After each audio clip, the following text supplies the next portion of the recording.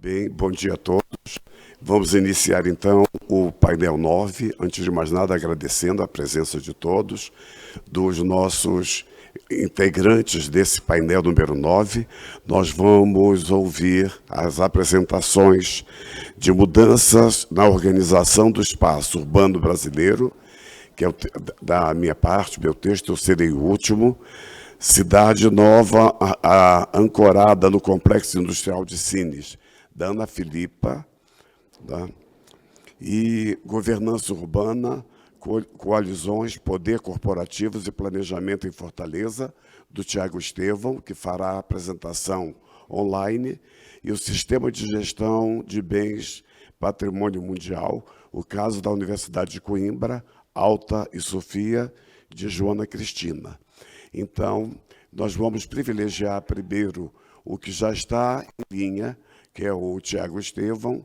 Com vocês, então, a apresentação do Tiago, abrindo os trabalhos desse painel número 9, Cidade, Organização e Gestão do Espaço Urbano. Por favor, Tiago. Pode iniciar, Tiago. A todos e a todas, vocês me escutam bem? 10 minutos, como nós combinamos, né, Tiago? Para ter um tempo para uma discussão. Tá ok, só um instante para eu poder colocar aqui o texto para vocês, a apresentação. Conseguem visualizar a apresentação? Tá ótimo, tá ótimo. Então, bem, primeiramente gostaria de agradecer a possibilidade de poder apresentar o meu trabalho e o momento de compartilhar o conhecimento com todos vocês. Gostaria também de parabenizar o Centro de Estudos Ibérico por toda essa promoção desse evento grandioso, internacional, na pessoa do coordenador, o Jacinto, e da Maria Isabel.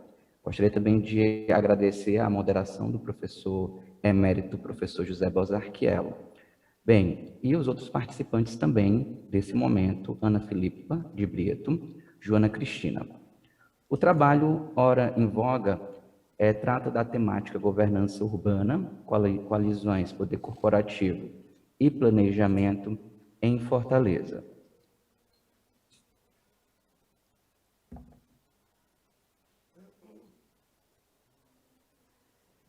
Como a gente parte do trabalho, né, o momento atual da política urbana brasileira é pautada na desregulação acelerada, e por isso nós conseguimos pensar e buscamos pensar uma política imbricada nesse momento de um crescimento de projetos radicais de implementação das cidades corporativas. A gente imagina que esse momento desses projetos radicais estão em conjunto com a neoliberalização, em que a globalização articula etapas de desregulação dos marcos institucionais previamente existentes com outras em construção e em consolidação com os modos de governança. A gente imagina o seguinte, que nesse momento, a governança urbana de Fortaleza, ela traz, né, dentro da nossa argumentação, injustiças espaciais em seu bojo, da política de planejamento urbano brasileiro. Tiago, sim.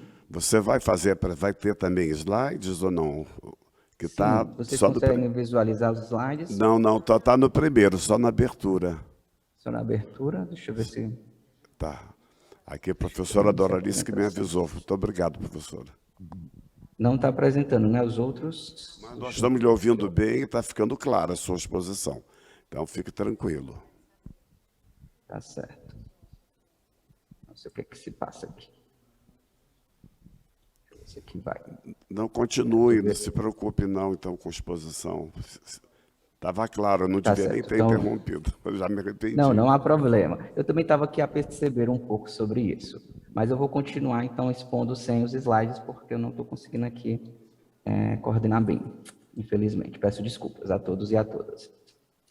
Olha, e aí a gente concebe aqui a economia urbana como força atrativa de concentração do capital, e a gente coloca que a força econômica de Fortaleza ela é apresentada dentro dos aspectos do PIB. Na região norte-nordeste, Fortaleza apresenta-se quanto dados de 2019 como uma das 10 maiores potências econômicas do Brasil, por um lado, e por outro também apresenta-se uma desigualdade latente enquanto PIB per capita.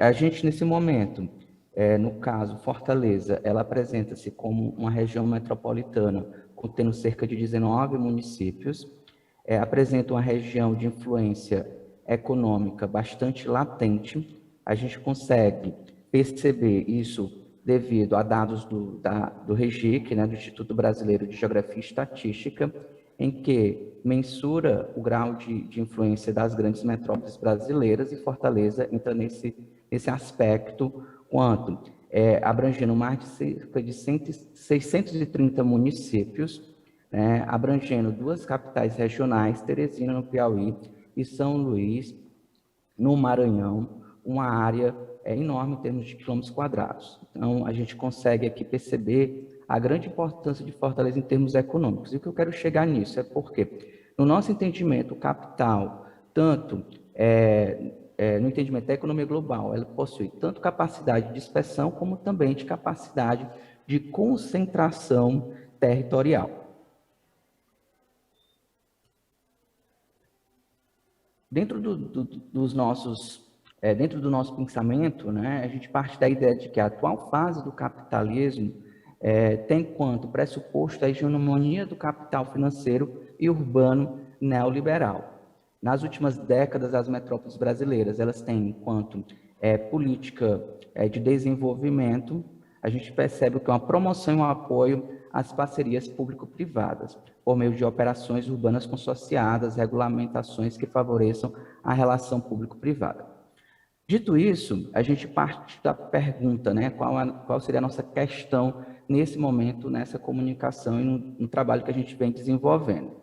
Qual o papel das transformações dos modelos políticos de governança urbana e dos atores empresariais privados internacionais, nacionais e locais por meio de parcerias no desenvolvimento da operação urbana consorciada do Papicu em Fortaleza. A operação consorciada do Papicu em Fortaleza seria o nosso empírico, em que a gente vai rebater essas questões teóricas, essas argumentações iniciais. A gente pensa o seguinte, sobre as coalizões, os desafios contemporâneos que o planejamento e a governança enfrentam. E aí, nós temos, enquanto objetivo do nosso trabalho, refletir sobre a atuação do poder político de Fortaleza e do poder empresarial na consolidação da agenda e dos projetos urbanos por meio de parcerias público-privadas, com destaque à operação consorciada urbana da Lagoa do Papicu. E aí nós vamos partir da ideia da operação urbana e o rebatimento disso no planejamento urbano de Fortaleza. Temos, enquanto bojo de ideia, a base da inflexão ultraliberal e na financiarização das políticas urbanas, as relações entre os processos de mercado e as políticas estaduais urbanas que podem contribuir para a produção e o reforço das relações de desigualdade social e espacial no que nós consideramos sul global. Enquanto pressuposto teórico e aquilo que a gente traça enquanto argumentação e, ao mesmo tempo, enquanto ideia, a governança em Fortaleza a gente consegue perceber a partir de uma governança neoliberal, em que transforma a agenda de desenvolvimento das cidades em uma ideia reduzida de um empreendedorismo urbano. A gente observa isso por vários projetos da cidade de Fortaleza, né? Fortaleza 2040, entrando no bojo das cidades competitivas, em que o grande objetivo, um dos grandes objetivos, podemos dizer assim, seria fazer com que essa cidade fosse mais atrativa para o capital financeiro, o capital imobiliário e o capital comercial nessa tríade, e, por sua vez, apoiado, né, majoritariamente pelo Estado, pela Prefeitura, dentre outros aspectos. E a gente pensa que a financiarização é pautada no capitalismo, por sua vez, claro, obviamente, da vida cotidiana, e essa financiarização, como ela traz novas materializações no urbano, no metropolitano, e essa governança corporativa, em que o poder corporativo ele ganha uma nova dimensão, uma nova característica, incentivando, por sua vez, alterações e arranjos políticos administrativos em termos de ordem instrumental urbanística.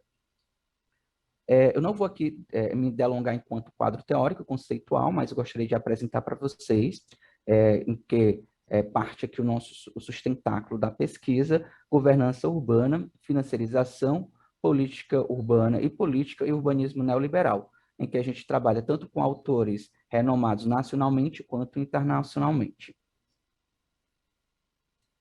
A financiarização, ela precisa ser pensada e de modo que eu coloco de três maneiras, de três vertentes. Uma, a globalização; a segunda, a reestruturação produtiva; a terceira, a neoliberalização. E como isso vai trazer consequências, né? E ao mesmo tempo vão estar retroalimentadas pelas transformações do papel das finanças, né? A função de coordenação do espaço, no espaço do processo de circulação do capital.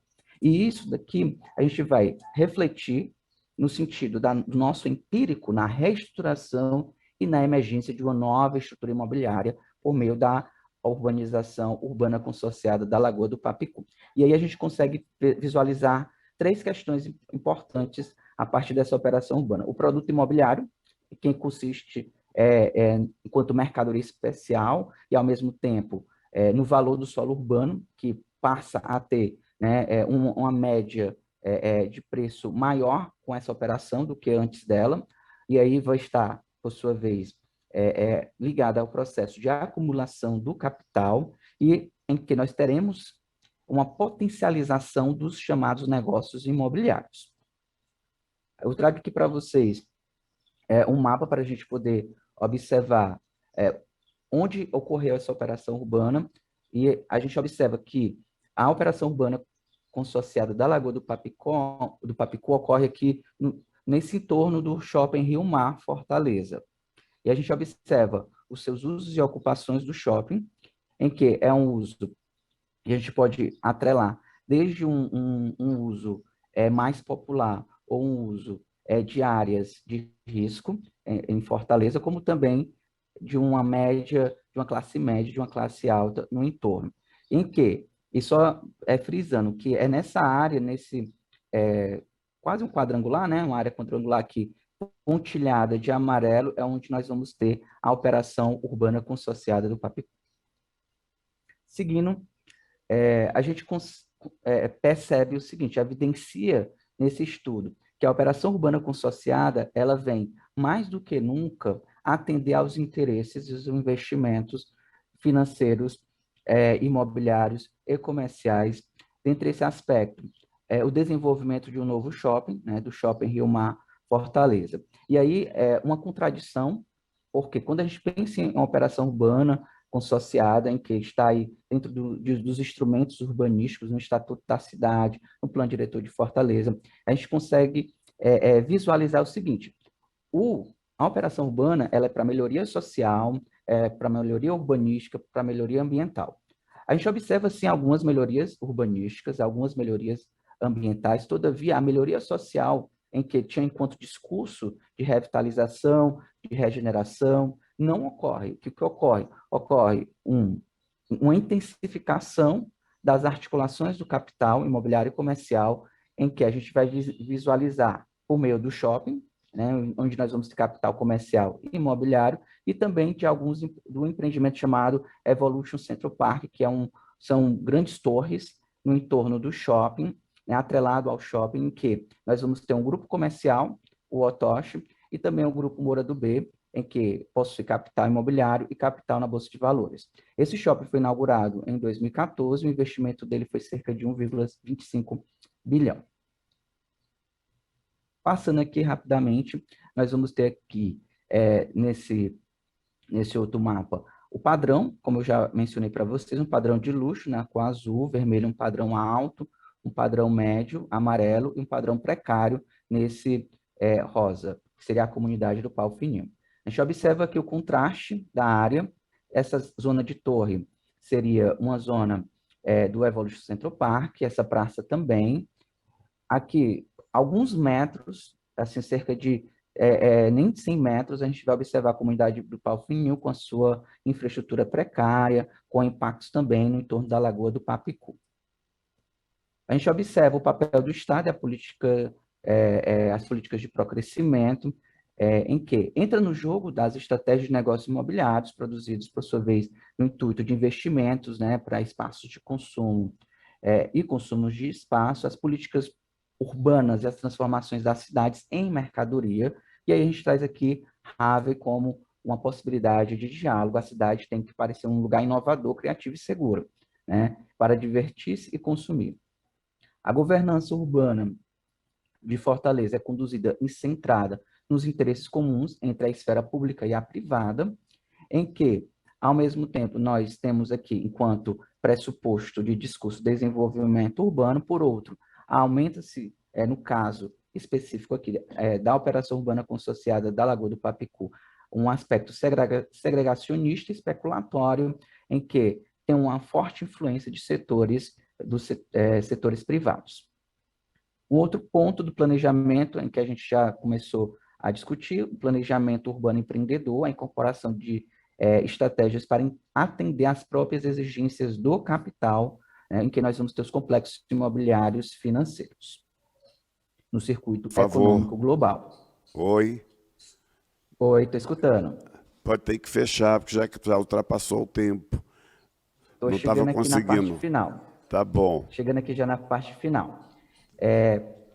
As considerações finais, a gente observa o quê? Que há mudanças significativas do papel do Estado, em que nós vamos apresentar algumas características da governança por meio desses inúmeros artefatos de acumulação do capital, os interesses econômicos que se sobrepõem às demandas sociais e ambientais, e enquanto instrumento urbanístico vem tornando-se uma das principais formas de parcerias público-privado pelo Poder Municipal de Fortaleza.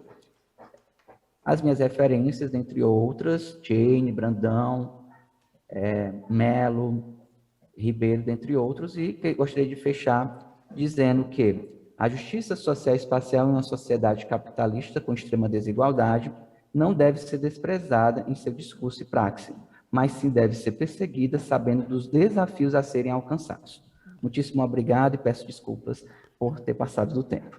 Eu que agradeço, Tiago, sua apresentação e quero já informar a todos, por favor, querem bater palma, porque eu já ouvi que teve gente que começou, mas eu já falei com a Joana e com a Ana Filipa e também com o Tiago, que aqui é uma exposição rápida, quem tiver interesse depois, mantém contato e vai ser publicado, todos os trabalhos serão publicados. No caso do Tiago, a tese dele já se encontra no banco de teses da universidade e também na CAPES, que é parte desse trabalho dele, está fundamentado na tese.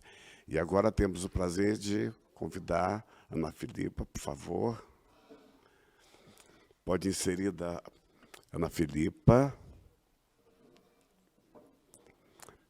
Ana Filipa Brito Soares Costa Oliveira, a cidade nova ancorada no Complexo Industrial de Sines. Seja bem-vinda, Ana. Bom dia a todos, muito obrigada. Quero agradecer a oportunidade de estar aqui convosco.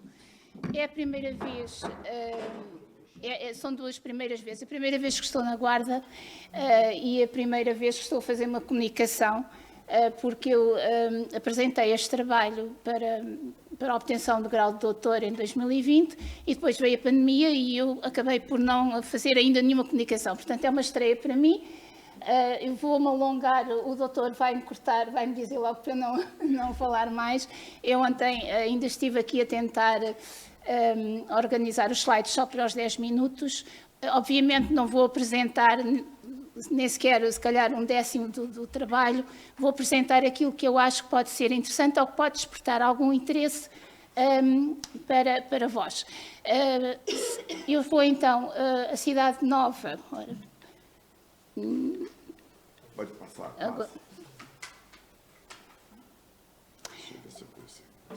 Eu disseram para apresentar. Ok.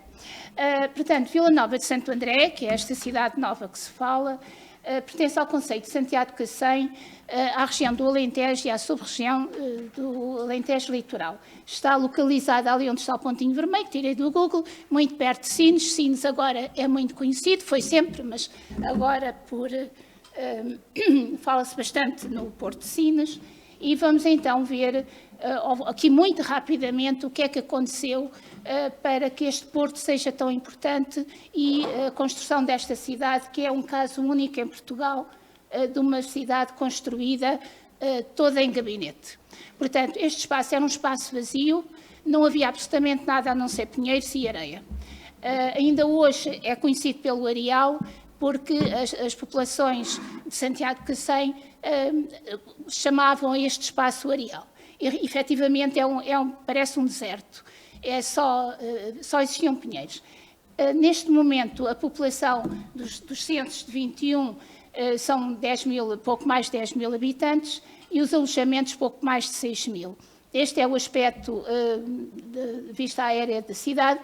Quem conhece o Alentejo, portanto, estes senhores que vêm do Brasil, não acham muito estranho esta arquitetura modernista, não é? Tem lá a Brasília, mas no Alentejo, esta não é a paisagem do Alentejo.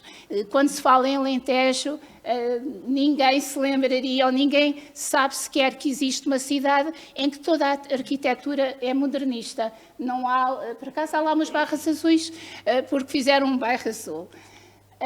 Então, como é que acontece esta cidade? Ou seja, esta cidade, que é um caso único, foi construída então para albergar a população que viria a trabalhar para o complexo industrial, e o meu trabalho decorre desta pergunta que a minha filha, em determinada altura, me disse: mãe, para quem é que esta cidade foi feita?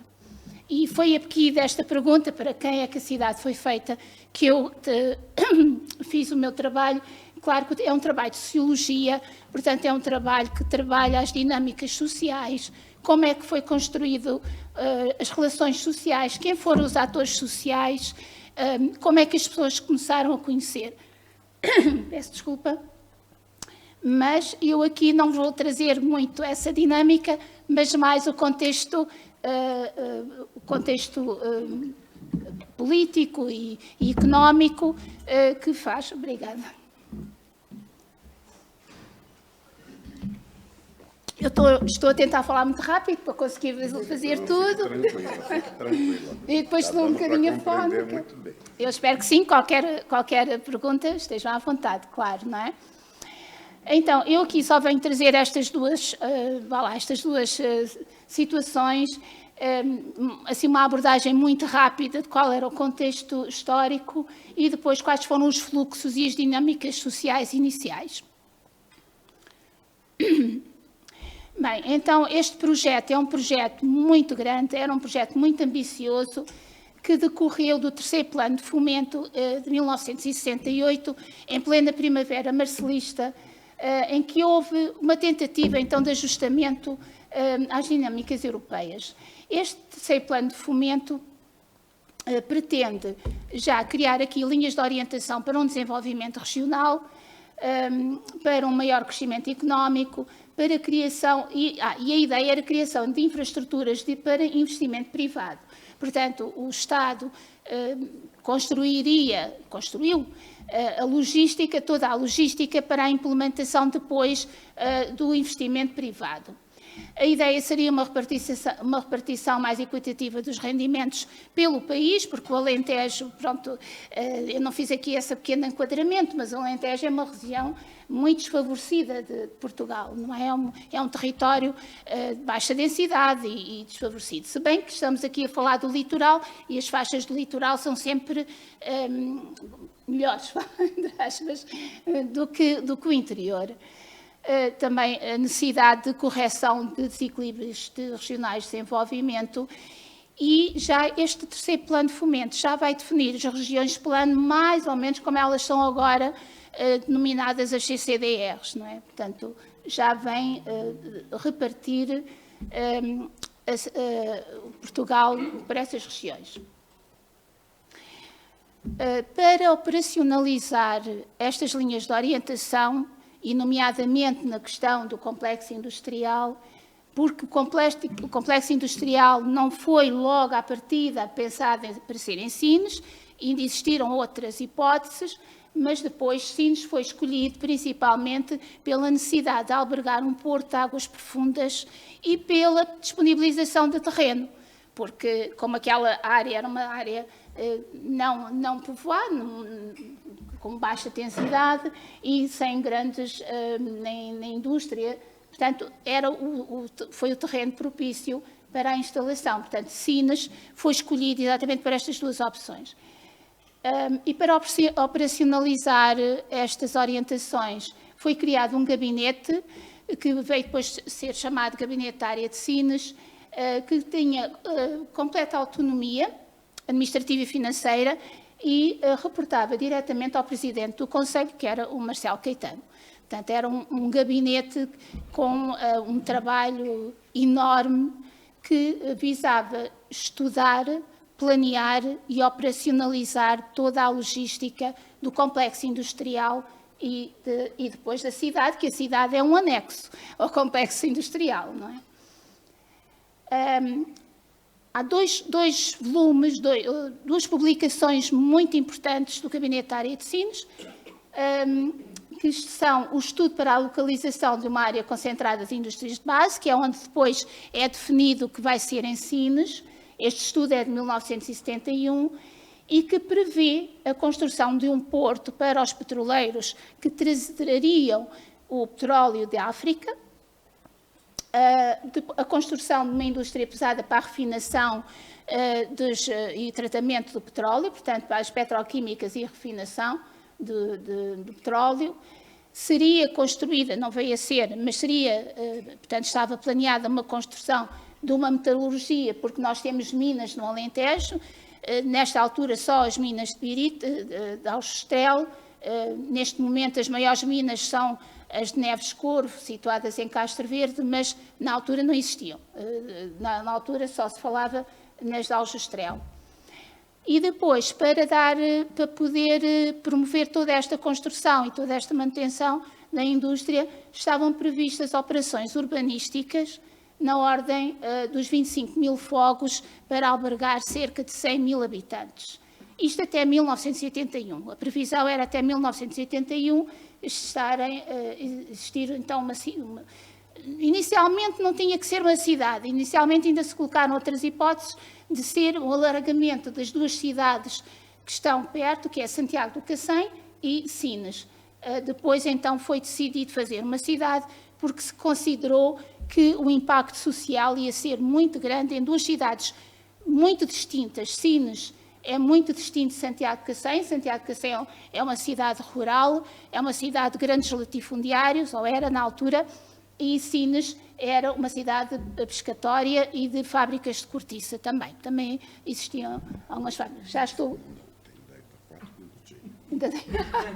Eu tenho 4 minutos.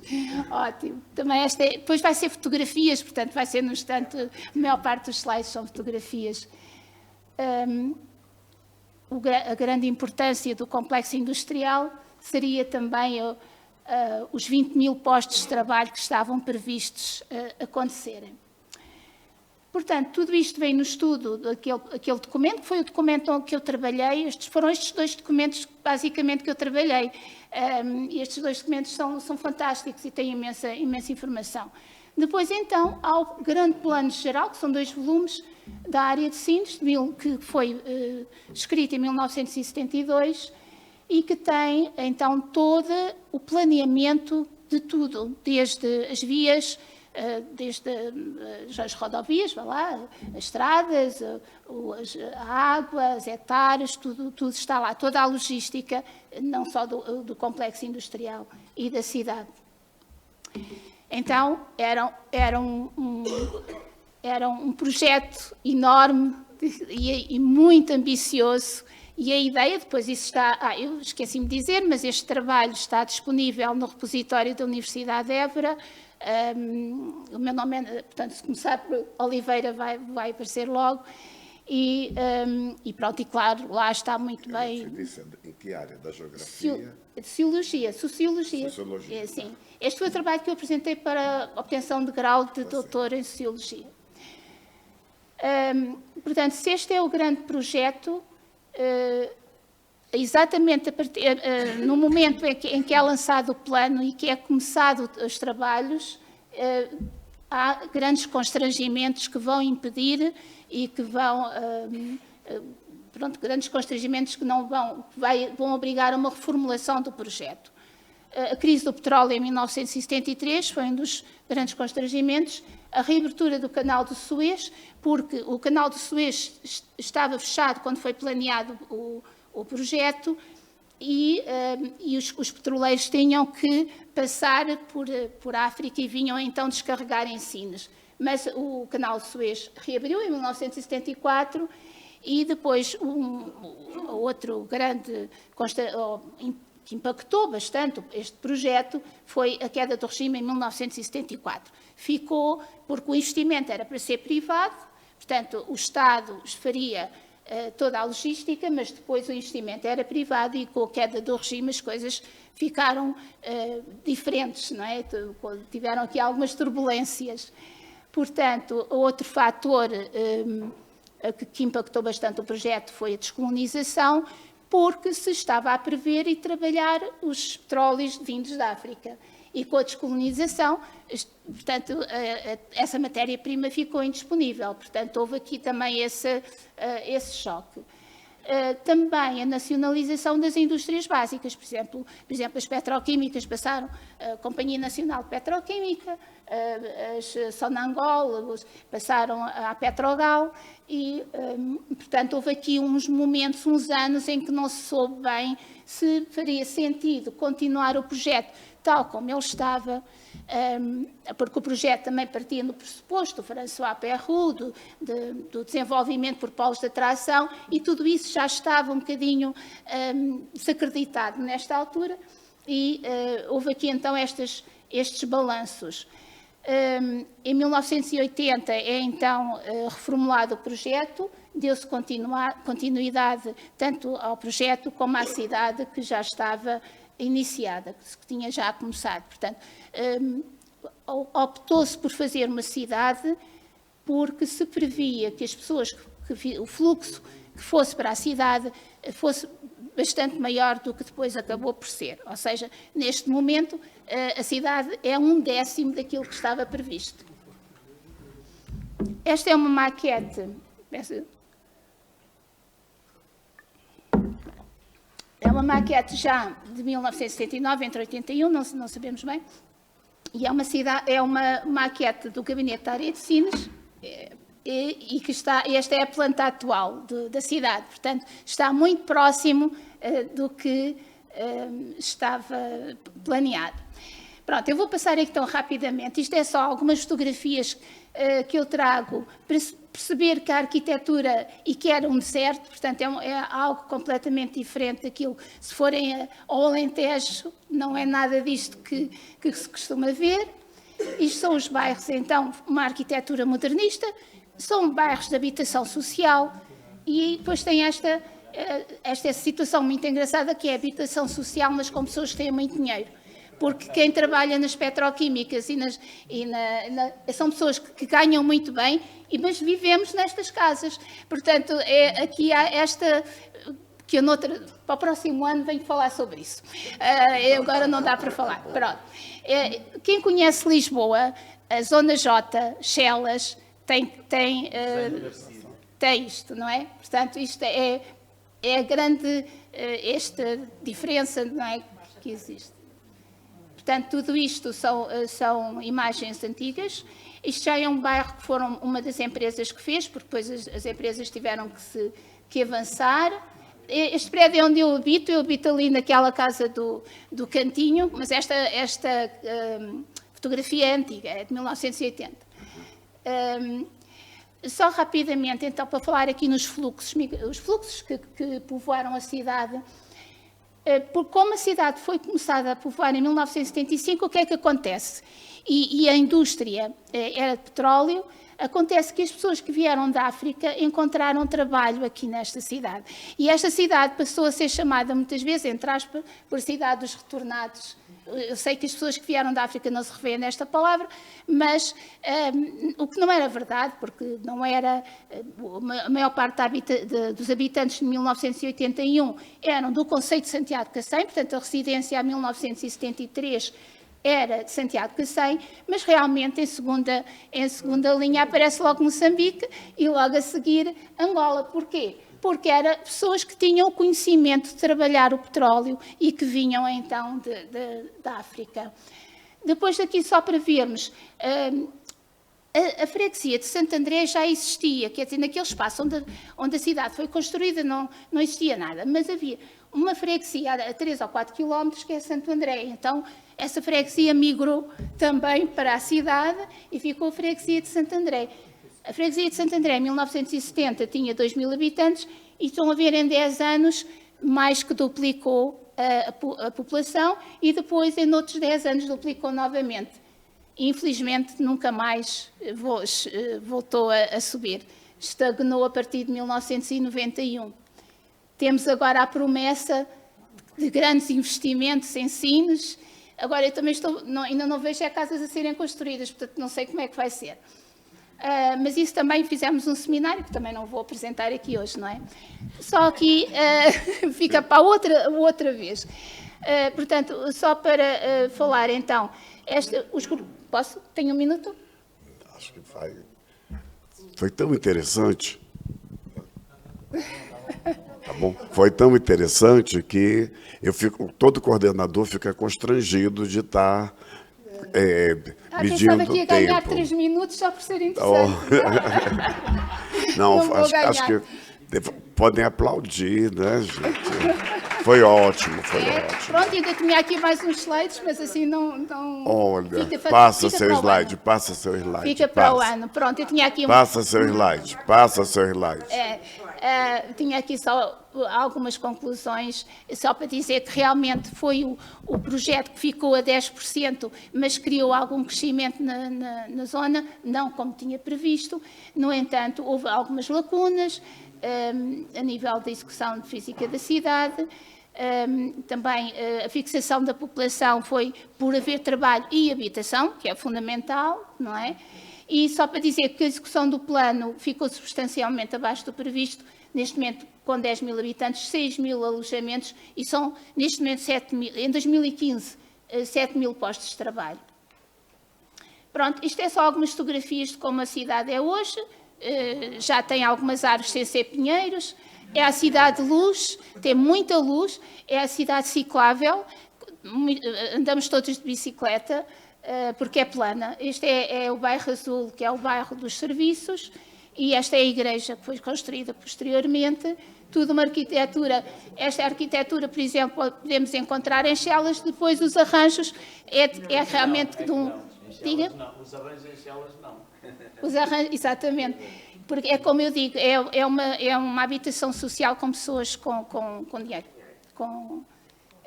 Portanto, e olha, muito obrigada então. Muito obrigado. Muito obrigado, viu, Ana? E, por favor, agora vamos ouvir a apresentação, já com esse cuidado de saber que é uma apresentação, é muito importante, o trabalho vai ser publicado e pegamos as diferenças. Seja bem-vinda, Joana, Cristina, por favor. Obrigada. Eu vou, enquanto não está a apresentação na tela, eu vou aproveitar para cumprimentar o professor Borzaquiel, os restantes colegas de mesa, eu creio que está ligado, todos os colegas de sessão e aqueles que nos estão a acompanhar via online. Começo por agradecer mais uma vez a oportunidade que o SEI me dá para apresentar o meu trabalho. Ok, obrigada. E gostaria de, no fundo, é o continuar da minha investigação. Vou apresentar os sistemas de gestão dos bens património mundial com o estudo de caso da Universidade de Coimbra Alta e Sofia. Para que tenham uma noção da abrangência da lista do património mundial da Unesco, atualmente estão inscritos 1.154 bens culturais, bens naturais e bens mistos, espalhados por 167 Estados-parte. É reconhecido que o desenvolvimento e a promoção de reflexões sobre a proteção e salvaguarda do património constitui-se como um vetor estratégico e fundamental da atuação da Unesco para a criação dos discursos de paz em torno de 3 pilares fundamentais: a educação, a cultura e a ciência. Um dos principais instrumentos políticos da Unesco que desenvolveu e que tem vindo a desenvolver e que possivelmente se tornou num dos instrumentos políticos mais bem-sucedidos da história, comemora este ano 50 anos, 2022, são os 50 anos da Convenção para a Proteção do Património Mundial, Cultural e Natural da Unesco, adotada em Paris em 1972 e que tem vindo a constituir-se como uma oportunidade de democratização do património, assumindo toda a sua diversidade como uma qualidade e riqueza da história da humanidade. O sucesso deste instrumento político tem vindo a ser paulatinamente concretizado e verificado com as sucessivas inscrições anuais de bens na lista do Património Mundial da Unesco desde 1978, com um valor universal excepcional reconhecido, incluindo a sua autenticidade e a sua integridade. No entanto, desde a transição do milénio e uma maior consciência para a necessidade de uma efetiva qualificação da gestão, das práticas e das estratégias sobre o património, tem vindo a ser despertada, sobretudo e com especial interesse, na relação do património nas cidades, constituintes de paisagens urbanas e culturais. E por esse facto, desde 2005, as orientações técnicas para a implementação da Convenção do Património Mundial determinam que cada Estado-parte deve incluir um plano de gestão nas suas candidaturas formais de inscrição de bens na lista do Património Mundial. Como ponto de partida, assumimos que o património deve ser gerido como um recurso não renovável do território e entendemos que a sua gestão deve ser feita de forma a permitir a sua sustentabilidade. Nesse sentido, importa questionar qual o modelo de gestão a implementar, nomeadamente sobre algumas questões. Quem determina a governança, quem é a entidade gestora, quais são os instrumentos de gestão, quem determina as ações e quem faz a monitorização. Conforme está estabelecido pela Unesco, nas orientações técnicas para a implementação da Convenção do Património Mundial, cada bem deverá ter um plano de gestão adequado ou outro sistema documentado que deverá especificar a forma como deve ser preservado o valor universal excepcional. O objetivo deste documento estabelece-se no âmbito da prevenção em função das necessárias definições estratégicas para desenhar ações eficazes de proteção e salvaguarda do sítio em benefício das gerações atuais e futuras. Em termos de área abrangida, a abordagem do plano pode extravasar o limite do bem para incluir as suas zonas tampões e o espaço envolvente mais amplo. Isto porque o espaço envolvente mais amplo pode estar relacionado com a topografia do bem, com o ambiente natural e construído e com outros elementos, tais como as infraestruturas, os padrões de utilização do solo, a organização espacial e relações visuais. Também os sistemas de governança locais compreendem-se como sendo os agentes mais bem informados e privilegiados para implementarem as ações desde a prevenção até à proteção dos bens e dos valores que lhes estão associados culturalmente. Conhecer alguma destas possibilidades de abordagem para desenho e gestão do património mundial, tendo por base toda esta exigência da Unesco, pode tornar-se um exercício pertinente no sentido de lançar pistas para outras realidades. E, nesse sentido, este trabalho foca-se sobre a reflexão na capacidade de adaptação dos sistemas de gestão, obviamente, e da sua implementação à necessidade de cada bem, a partir do caso da Universidade de Coimbra Alta e Sofia, cujo sistema de gestão foi apresentado e aplaudido pela Unesco. Relembramos que o caso da Universidade de Coimbra Alta e Sofia constituiu-se como um património cultural, material e imaterial, ao qual foi reconhecido um valor universal excepcional, tendo sido inscrito na lista do Património Mundial em 22 de junho de 2013, passando a fazer parte do grupo restrito das Universidades Património Mundial. A oficialização da candidatura foi concretizada em 2005 pelo reitor Fernando Seabra Santos, numa cerimónia pública que decorreu na Biblioteca Joanina. Sumariamente, o dossiê de candidatura apresentou-se em 7 livros, mais um sumário executivo, onde está plasmado um processo de intensa produção de conteúdos e de estudos sobre os valores da universidade e da cidade, sobretudo na relação entre a Alta e a Sofia. Este dossiê de candidatura propôs um sistema de gestão para a área definida, tendo em conta 3 proposições.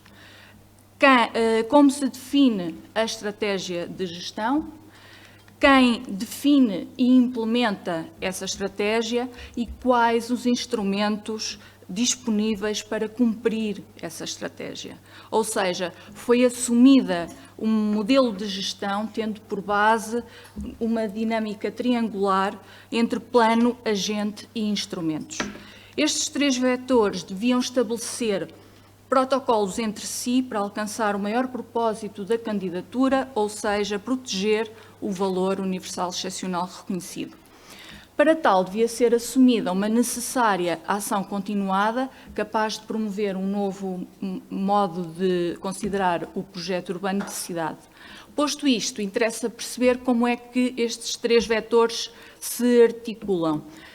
Rapidamente, comecemos pelo plano de gestão, que está refletido no livro 2 de candidatura e que apresenta uma abordagem múltipla às problemáticas que foram enquadradas. O documento assumia que a mudança e a transformação eram características contextuais à sociedade contemporânea e que, por sua vez, essa mudança e transformação deveriam ser consideradas como uma oportunidade para a gestão do património em espaço urbano a partir de uma visão multidimensional, quer territorial, cultural, social ou económica.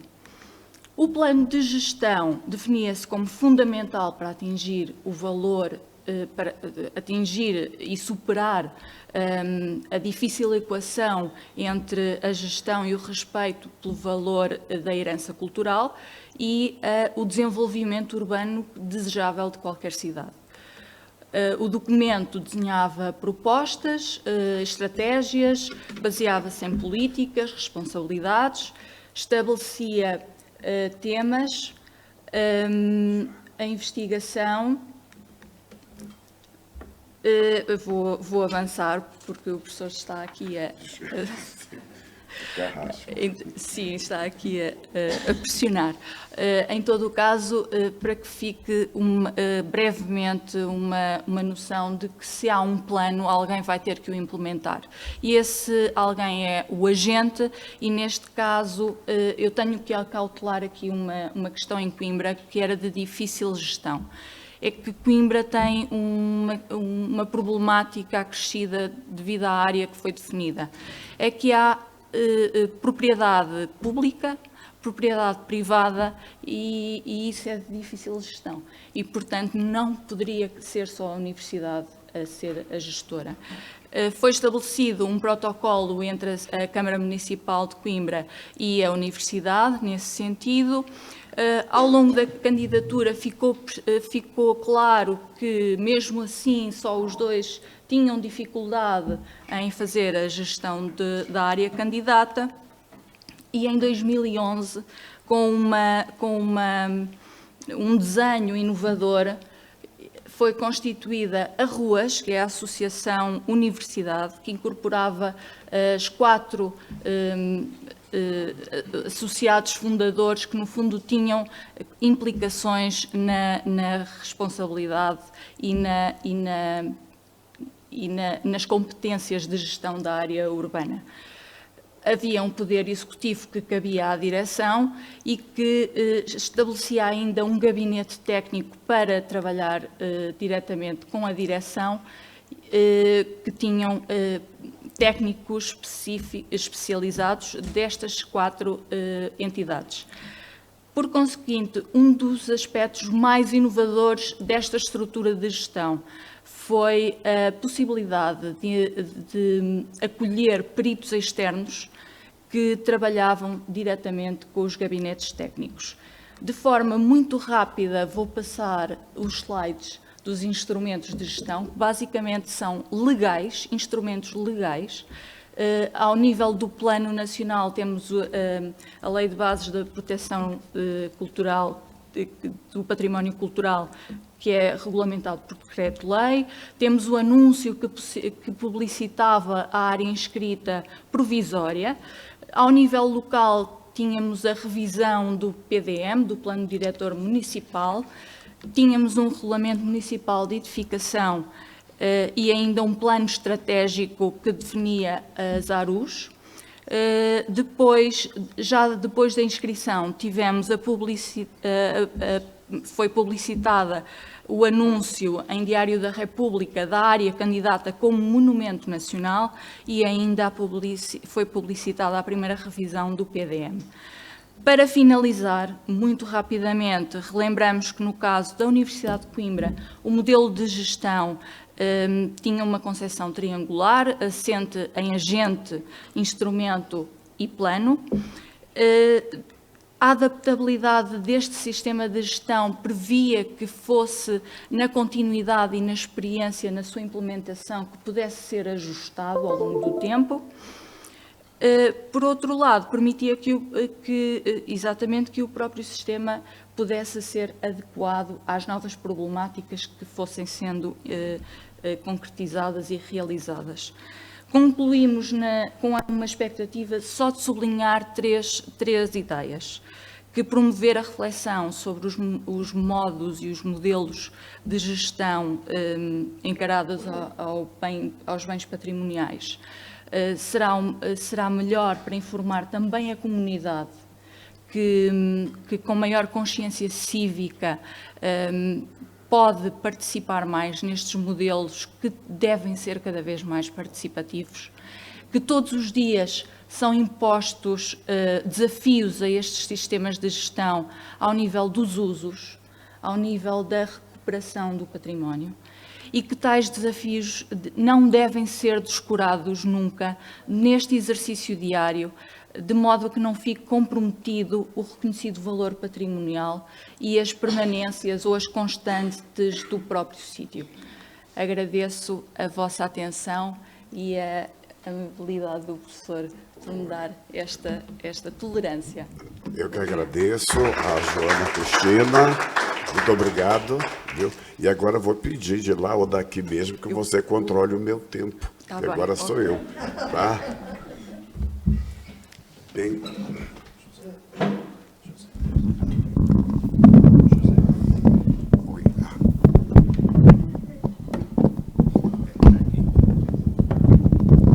Esse que vai.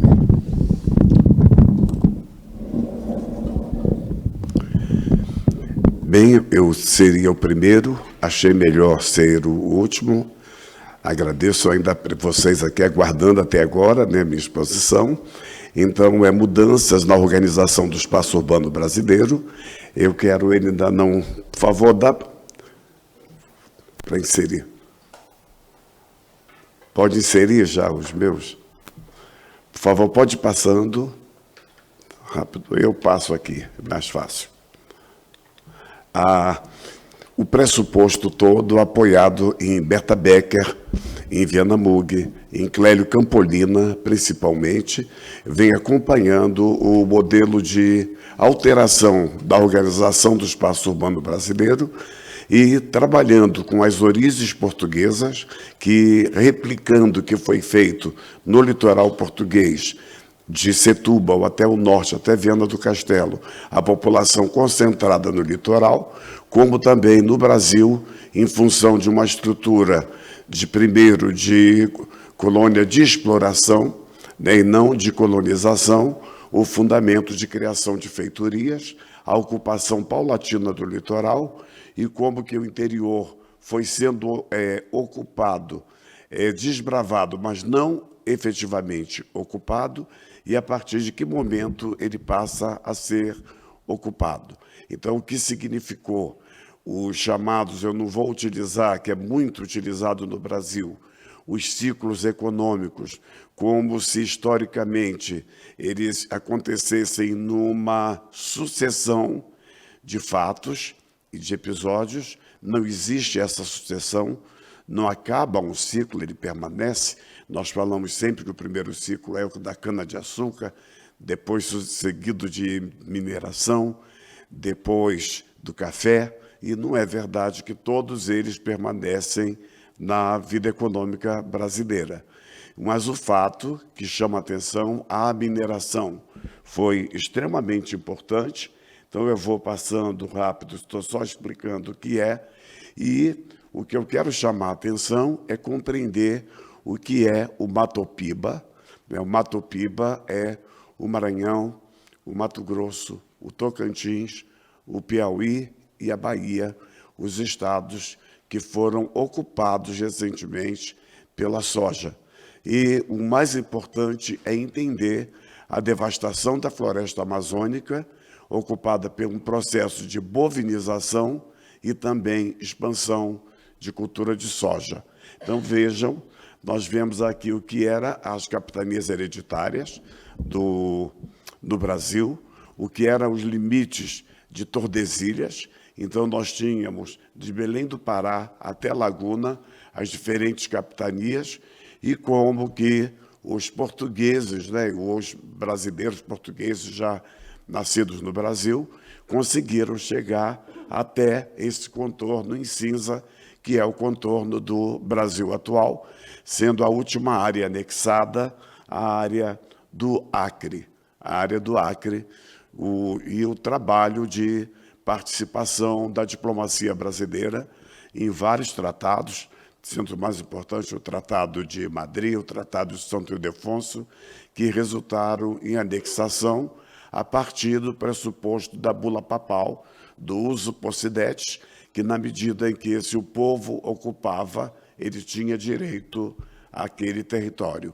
Então, é nessa perspectiva que nós estamos chamando a atenção, o que é, então, E um grande intelectual do Ceará, nascido em Maranguape, o Capistrano de Abreu, ele vai construir a teoria dos sertões de dentro e dos sertões de fora, como que vai se dar a ocupação de parte expressiva do território brasileiro, mas ainda na faixa do litoral, sendo o encontro do que vai da Bahia, da Casa da Torre, e o que é a entrada pelos rios do Nordeste, principalmente do Maranhão, do Piauí e do Ceará. Então, como que vai se dar, como que esse processo facilita a infiltração?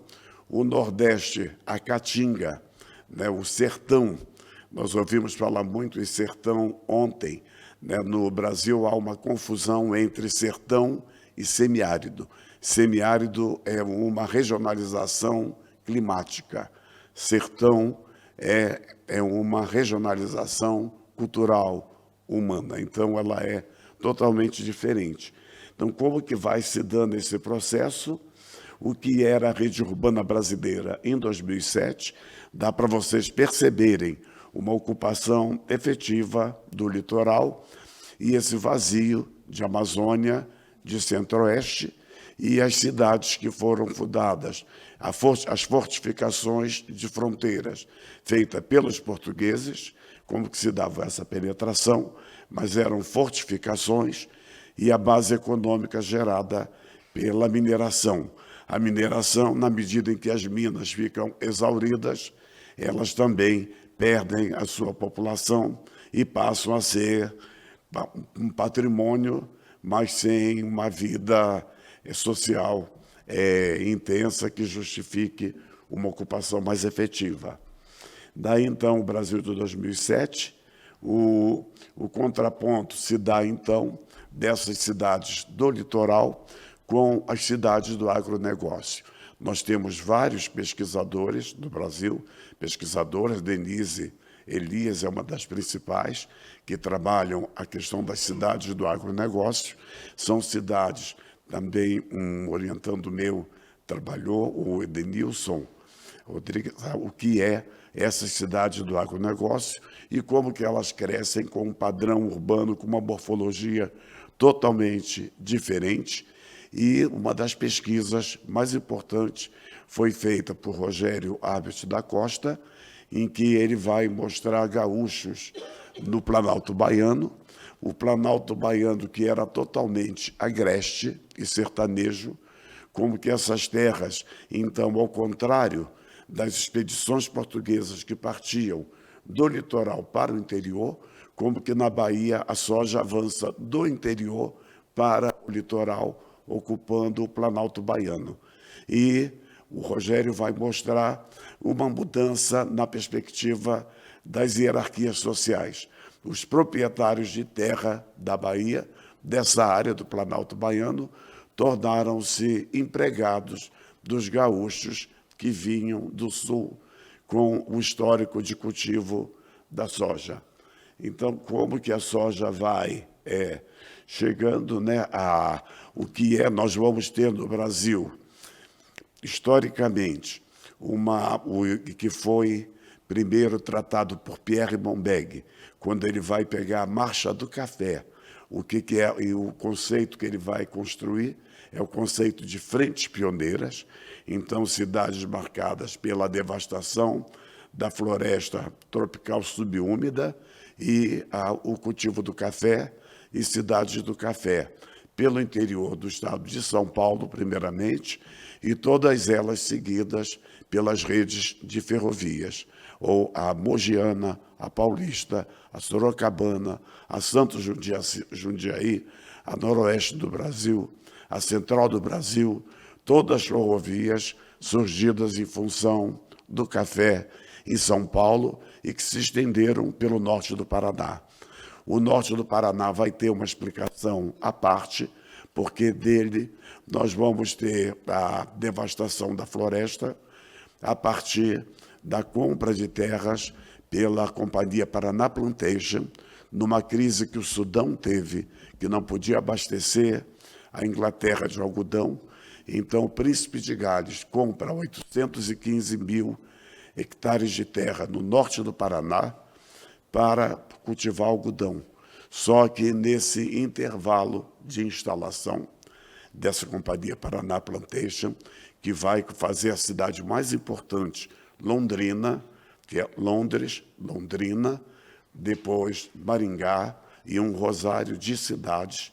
Entre Londrina e Maringá nós vamos ter Cambé, Rolândia, Arapongas, Apucarana, a Jandaia do Sul, Mandaguari, Marialva, e depois um outro leque de cidades em Cianorte, Paranavaí, Campo Mourão, Umuarama, todas cidades fruto dessa ocupação inglesa no norte do Paraná, só que não deu certo o algodão, passou a ser do café, e eles fizeram um projeto em que todos os lotes davam fundo para as aguadas e frente para a estrada. Então, foi um projeto tido como perfeito de colonização. Mas tudo isso é bem diferente das cidades do norte do Brasil e do centro-oeste brasileiro, e agora parte do nordeste também, principalmente o sul do Piauí e a região sul do Maranhão, a região de Balsas, no Maranhão. Então, vejam o que é a urbanização brasileira, vejam os índices de 1940, como que nós chegamos em 2010, com 84% da população tida considerada urbana. Há uma discussão entre teóricos, né? A geografia geralmente parte desse pressuposto, mas tem teóricos que acham que há um exagero na consideração dessas taxas de urbanização. Aí nós temos um mapa das regiões brasileiras atuais, o que é a Amazônia, o estado do Tocantins em verde claro, um verde musgo mais o centro-oeste, o nordeste brasileiro, o sudeste, a região mais industrializada, e o sul do país. Daí, então, vejam as cidades, cidade do porte de São Paulo, com mais de 20 milhões, a região metropolitana, o Rio de Janeiro, mais de 12 milhões, esse anel de cidades do Nordeste, todas litorâneas, Fortaleza, Natal, João Pessoa, Recife, Maceió, Aracaju e Salvador. Aí o porte do gráfico mostrando a importância delas e a diferença quando falamos da interiorização do país. Daí, então, vejam a evolução da malha municipal, o que era a malha municipal de 1940 e a malha municipal, vejam a repartição sucessiva de municípios que solicitam sua emancipação. Há também uma manipulação política de criação de novos municípios, muitos que não têm condições de garantir a sua autonomia. E vejam, então, como que a concentração das malhas municipais Sudeste, Sul, Nordeste na faixa litorânea do Nordeste, principalmente a zona da Mata Pernambucana, da Paraibana, do Rio Grande do Norte até a Bahia, e como vai ficando rarefeito, nós temos municípios maiores do que a França, maiores do que Itália, Espanha, na Amazônia brasileira. Aí vejo, então, o que é o arco do desmatamento, pautado na teoria da professora Berta Becker, o que é a bovinização, e, a partir tudo isso significa mata derrubada para o cultivo da soja e a criação de gado. Aí vejo, então, o que é, como que vai se dando esse processo, a expansão da soja em vermelho, como que a soja chega e como que vai se dar os 40 anos de expansão da soja no Brasil. Veja pelo mapa do Márcio Texugo. E não vou entrar, e o modelo de cidades que se implantam, que não tem nada a ver com as nossas cidades litorâneas. Aqui é uma cidade, parte de uma cidade, hoje é o Luiz Eduardo Magalhães, era antiga Mimoso, né? E vejo, então, o que é as cidades são cidades modernas, verticalizadas, com 20 mil, 30 mil habitantes, com edifícios de apartamentos, com shopping center, com conforto. Essa aí é Sinop. Sinop, foi o ano em que houve um esvaziamento. O Paraná, que é um estado que tinha mais de 10 milhões de habitantes, depois da criação da Sinop, Companhia de Terras Norte do Paraná, é outra, que começou a ocupar o Maranhão e vai criar a cidade Sorriso, cidade Sinop, várias cidades, levando paranaenses para trabalhar a cultura do café, só que não pegam o café, eles vão trabalhar na soja. Aí, então, esses modelos de cidades, vocês podem perceber, então, Sorriso, no Mato Grosso do Sul, a cidade foi fundada em 1986. Então, vejam que, ao contrário de Sines, né, ela tem um shopping center imenso, não é? Tem centro cultural, prefeitura. Essa é Sorriso do Mato Grosso, é a típica cidade da soja brasileira. Aí vejam, em termos de milhões de habitantes, o que é o crescimento da população urbana brasileira, tá? E aonde está a percentagem da população. O Sudeste, 93% da população urbana, o Centro-Oeste e o Nordeste, 73%. As outras regiões não têm, o índice de população urbana é menor. Então, vejam a população urbana dos estados. Então, vejam os estados da Bahia. A população urbana acaba sendo pequeno, porque o estado é o maior do Nordeste brasileiro. O segundo, o primeiro é Maranhão, né? Depois é a Bahia maior. Bahia, depois o Maranhão. Né? E era isso que eu queria apresentar, correndo para tentar cumprir também o tempo. Tá bom? Obrigado.